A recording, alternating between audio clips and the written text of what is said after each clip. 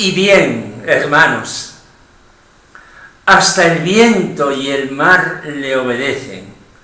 Homilía para el domingo 12 del tiempo ordinario en el ciclo B, leyendo el Evangelio según San Marcos.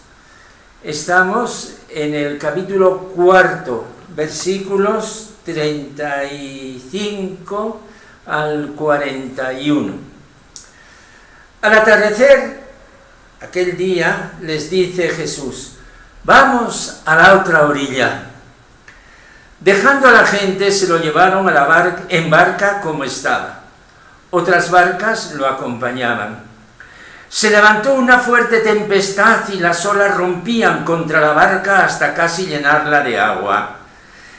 Él estaba en popa, dormido sobre un cabezal. Lo despertaron diciéndole: Maestro, ¿no te importa que perezcamos? Se puso en pie, increpó al viento y dijo al mar: silencio, cállate, enmudece.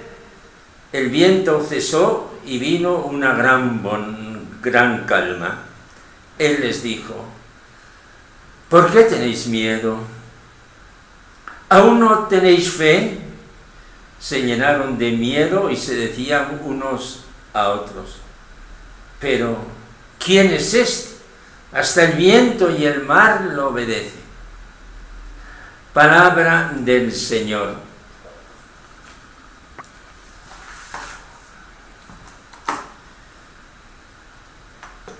Hermanos, cuando abordamos el Santo Evangelio para recibirlo como palabra de vida, la primera reflexión que se impone es esta: ¿qué es lo que este pasaje está diciendo en sí mismo?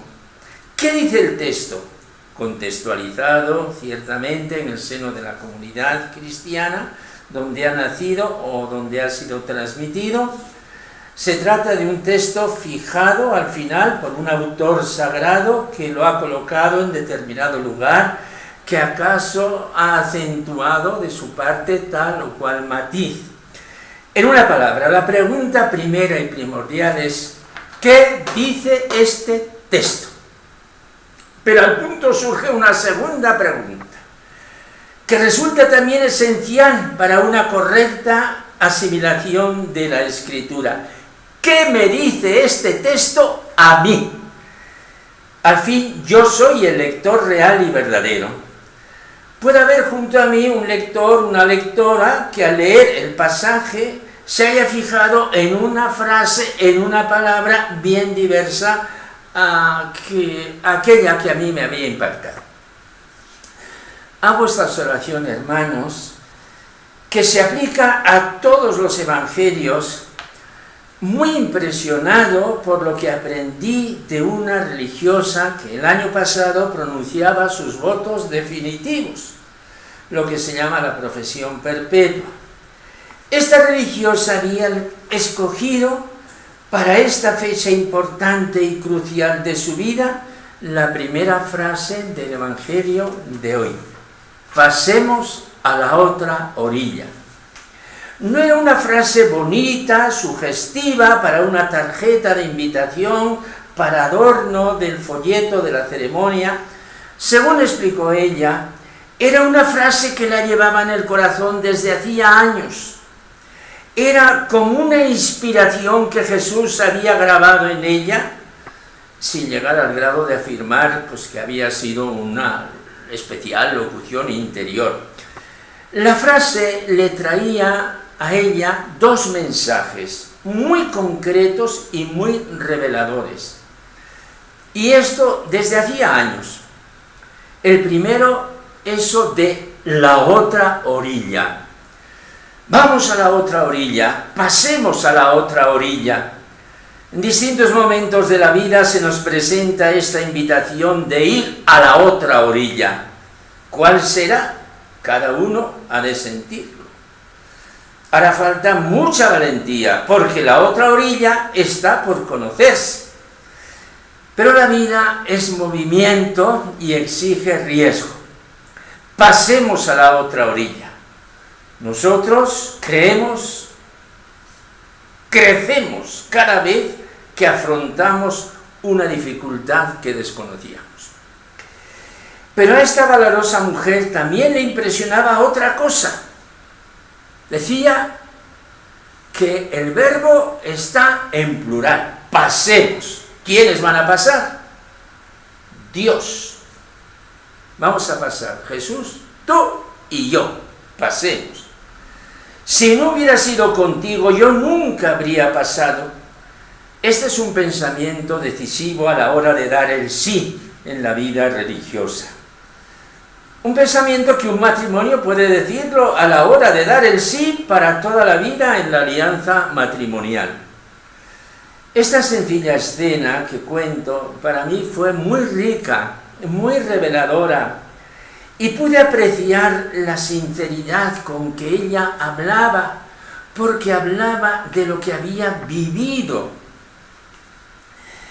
Pude apreciar al mismo tiempo la fuerza que tiene dentro de sí la Sagrada Escritura, que habla como el Señor quiere que en este momento me hable a mí en mi vida. Pues de un modo semejante, otra frase del Evangelio puede sugerir otras aplicaciones. Les voy a decir una. Jesús dormía en la barca mientras el viento y el mar se habían desatado. Jesús, durmiendo en la barca y despertado por sus discípulos, aparece diversas veces en los escritos de Santa Teresita del Niño Jesús. Nosotros de joven leíamos mucho a Santa Teresita. Parece que hoy no se lee tanto. Teresa de Lisieux recuerda, a la vuelta de algunos años, cómo fueron aquellos ejercicios de su profesión religiosa. Esos ejercicios no solo no me proporcionaron ningún consuelo, sino que en ellos la aridez más absoluta y casi el abandono fueron mis compañeros. Jesús dormía, como siempre, en mi navetilla.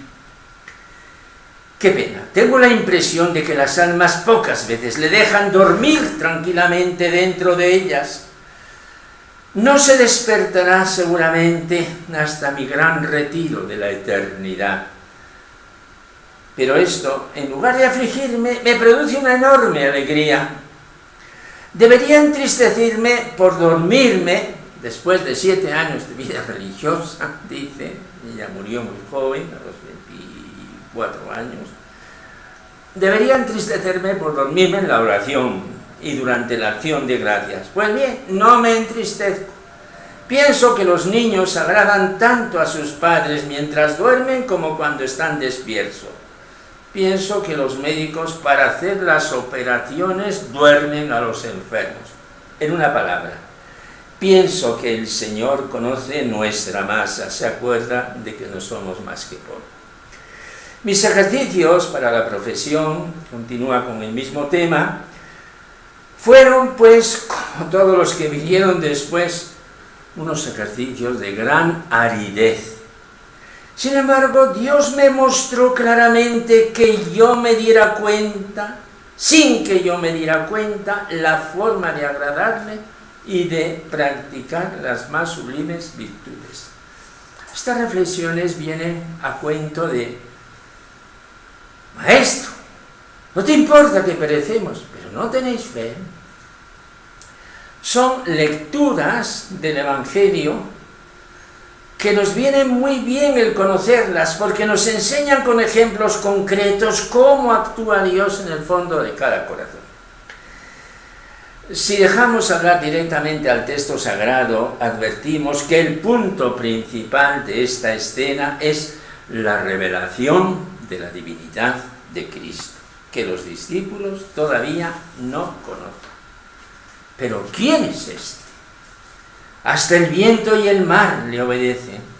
Es la pregunta final del episodio que queda flotando encima de los siglos para que nosotros la respondamos.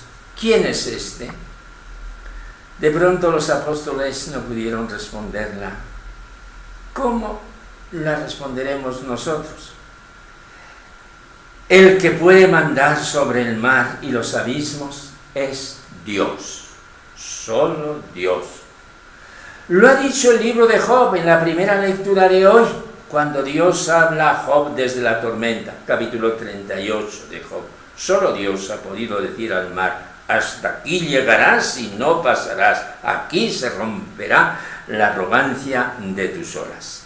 Solo Dios puede convertir la furia del mar en suave brisa. Lo recuerda un salmo rememorando las tribulaciones de Israel. Apaciguó la tormenta en suave brisa y enmudecieron las olas del mar. Se alegraron de aquella bonanza y Él nos condujo al ansiado puerto. Den gracias al Señor por su misericordia, por las maravillas que hace con los hombres. Hermanos, no quiero terminar esta sencilla homilía sin mencionar un hecho eclesial de primerísima importancia que acaba de ocurrir esta semana. El jueves pasado, día 18 de junio, se dio a conocer la encíclica del Papa Francisco, que está firmada el día de Pentecostés y hecha pública hace estos días. Se titula Laudato Si, sobre el cuidado de la casa común. Laudato Si, mio Signore, es el comienzo de ese cántico de San Francisco de Asís a todas las criaturas, y el Papa quiso escoger esta frase para dar el tono a toda su encíclica, de la cual tendremos que hablar pues en otros momentos. Terminemos mirando a Jesús, que ha reprochado a los apóstoles por su falta de fe, y digámosle: concédeme, Señor, esta sublime gracia, que en todas las tormentas de la vida, aunque parezca que tú duermes, jamás pierda yo la confianza de saber que tú me cuidas porque tú me amas.